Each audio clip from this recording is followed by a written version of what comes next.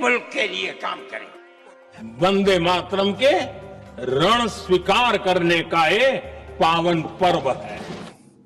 The 10-page order issued by the Ministry of Home Affairs, which puts the national song Vande Mataram first. कदर करते हैं, सम्मान करते हैं ना वंदे मातरम का। जिसको पढ़ना है पढ़े, पूरी तरह से दिल खोल के पढ़े, लेकिन उसमें कुछ ऐसी पंक्तियां हैं जो एक मुसलमान के लिए सही नहीं है। मुझे बताइए, क्या देशभक्ति के लिए एपीजे अब्दुल कलाम काफ़ी नहीं है? मुझे बताइए, देशभक्ति के लिए मौलाना हजरत मोहानी काफ़ी नहीं है?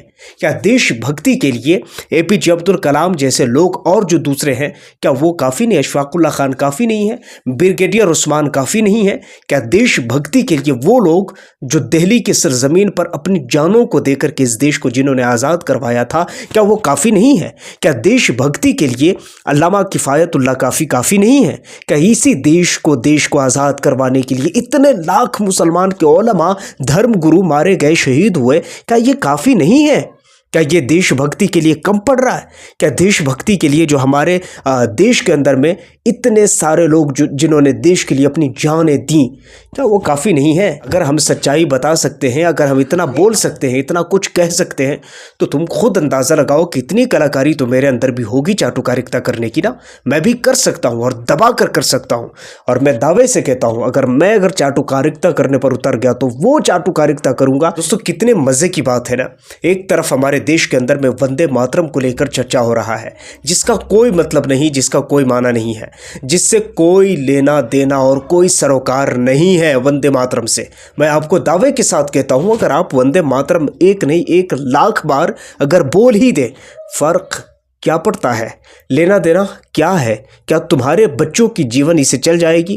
क्या आपके बच्चों की ज़िंदगी से कट जाएगी? क्या आपकी ज़िंदगी से ज़िंदगी यापन हो जाएगी? और कितने मज़े की बात है ना दोस्तों, ये वीडियो जो मैं आपके साथ आज शेयर करने वाला हूँ, बड़ी मज़ेदार और लेटेस्ट खबर मैं आपको दिखाने वाला हूँ और बताने वाला हूँ।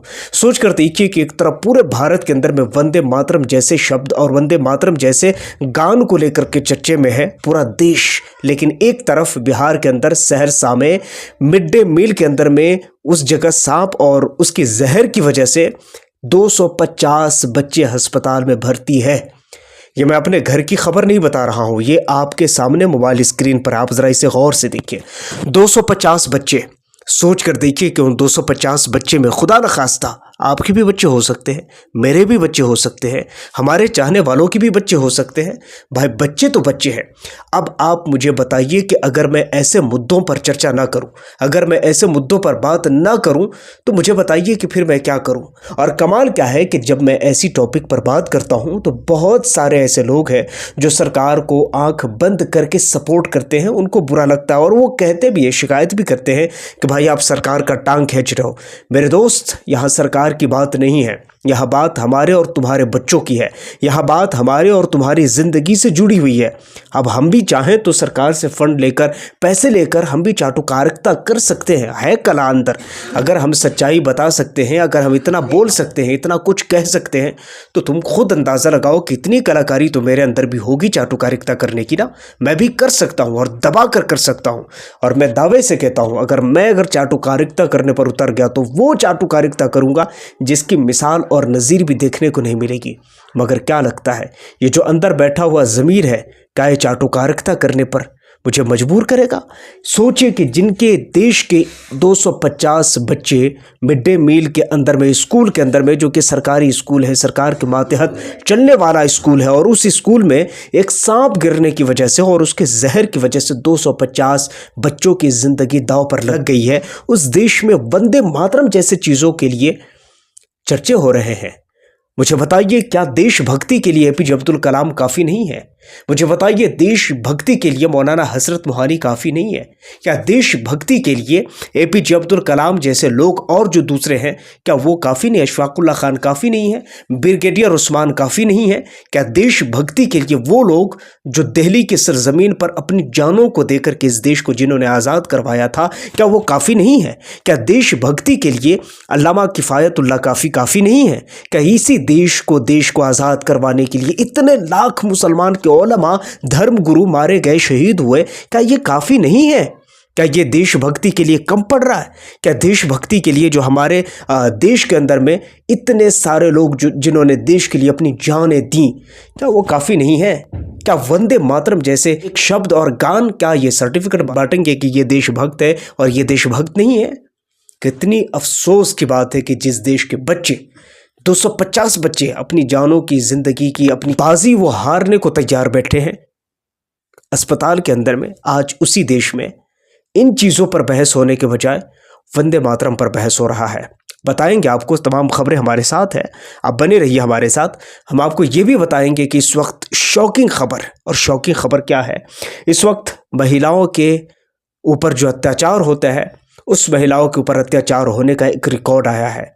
और रिकॉर्ड क्या है मैं आपको दिखाना चाहता हूँ। सबसे ज़्यादा मामला जो महिलाओं के ख़िलाफ़, महिलाओं के जो अगेंस्ट होते हैं, वो किधर किधर और कैसे कैसे दर्ज किए गए हैं, मैं एक नज़र आपको दिखाना चाहता हूँ। पहले आप अपने मोबाइल स्क्रीन पर देखिए, उत्तर प्रदेश जो कि टॉप ऑफ द लिस्ट, यानी टॉप 5 अगर आप नंबर बनाएंगे कि पूरे देश के अंदर में सबसे ज़्यादा महिलाओं पर अत्याचार, जुल्म, रेप केस, फलाना ढिमकाना किधर होता है, तो नंबर 1 पर उत्तर प्रदेश का नाम आता है, नंबर 2 पर महाराष्ट्र का नाम आता है, नंबर 3 पर राजस्थान का नाम आता है, नंबर 4 पर पश्चिम बंगाल का आता है और नंबर 5 पर मध्य प्रदेश के अंदर आता है। छोटा सा सवाल है मेरा, ये तमाम के तमाम राज्य इस वक्त किसके कंट्रोल में है आपको बताने की ज़रूरत नहीं है। मेरा छोटा सा सवाल है, मैं अगर एक लफ्ज़ कहूँ तो शायद गलत नहीं होगा। सोचिए कि अगर आज, कल्पना कीजिए कि अगर वो राम जी होते तो क्या करते इनके साथ, क्या होता इनका? क्या वो शाबाशी दे सकते थे? वो कह सकते थे कि हाँ ये तुम बड़े अच्छे काम कर रहे हो? और कितने कितने केसेस दर्ज हुए मैं आपको बताना चाहूँगा, एक रिकॉर्ड और आंकड़ा जो कि हम आपके सामने दिखाना चाहते हैं। महिलाओं के खिलाफ जो अत्याचार हुए हैं उनके उत्तर प्रदेश के अंदर में 66,398 केस दर्ज हुए हैं। उसी के साथ महाराष्ट्र के अंदर में 47,954 केस दर्ज हुए हैं। राजस्थान के अंदर 36,563 केस दर्ज हुए हैं। पश्चिम बंगाल के अंदर 34,360 और मध्य प्रदेश के अंदर 32,832 केस दर्ज हुए हैं, जिनमें रेप और पता नहीं वो कौन कौन सी चीज़ है। इस वक्त पश्चिम बंगाल तो आपको याद होगा, पश्चिम बंगाल के अंदर में इस वक्त जो मामला सामने आ रहा है वो मैं आपको बताना क्या चाहूँगा दोस्तों, सोच कर देखिए। इस वक्त पश्चिम बंगाल का भी एक आंकड़ा निकल कर सामने आ रहा है, और वो आंकड़ा क्या है मैं आपको बता दूं। इस वक्त बंगाल के नए चुने गए 65% विधायकों पर आपराधिक मामले दर्ज है। 65%, 65% ऐसे मामले हैं जिन पर क्रिमिनल केसेस दर्ज है, और वो लोग चुन करके आए हैं सरकार चलाने के लिए। और वो फिर कहेंगे आपकी बेटियों की इज्जत की हिफाजत की बात करेंगे, वो आपके बच्चों की हिफाजत की बात करेंगे, वो आपके बच्चों की, आपकी बेटियों की सुरक्षा की बात करेंगे। अब बताने की ज़रूरत नहीं। उनमें से कुछ और ऐसे लोग हैं जिनमें से 61% लोग करोड़पति है, करोड़पति। और ये रिपोर्ट है, आपको बता दूं, ATR का रिपोर्ट है। अब बताने की ज़रूरत नहीं है दोस्तों, मुझे किसी से कोई एलर्जी नहीं, सिर्फ इतना कहना चाहता हूँ कि अगर आप अपने बच्चों के प्रति सीरियस नहीं हो और ये उम्मीद रखते हो कि दुनिया आपके बच्चों के प्रति सीरियस रहे, बहुत बड़ी गलत फहमी में जी रहे हो। कुछ और रिपोर्ट्स हैं और कुछ और खबरें हैं, मैं आपको बताना चाहूँगा। नीतीश कुमार के बेटे निशांत कुमार ये इस वक्त स्वास्थ्य मंत्री बने हैं, और देखिए दुर्भाग्य तो देखिए, उनके स्वास्थ्य मंत्री बनते ही स्कूल के अंदर में 250 बच्चे हॉस्पिटल में एडमिट हो गए हैं। अब अगर मैं ये लड़ाई जो कि आपके बच्चे, हमारे बच्चे, आपकी ज़िंदगी, हमारी ज़िंदगी के लिए लड़ूं, तो क्या आप मेरा साथ देंगे? अगर आप साथ देंगे तो आप इस वीडियो को जितना हो सके आप अपने दोस्त, अपने फ्रेंड्स, अपने रिलेटिव के साथ इस वीडियो को शेयर कीजिए। बांग्लादेश को लेकर बार बार ये कहा जाता है कि बांग्लादेश से लोग घुस जाते हैं हमारे देश भारत में। इस चीज़ को लेकर के कोर्ट के अंदर में, सुप्रीम कोर्ट के अंदर में सुनवाई चल रही थी।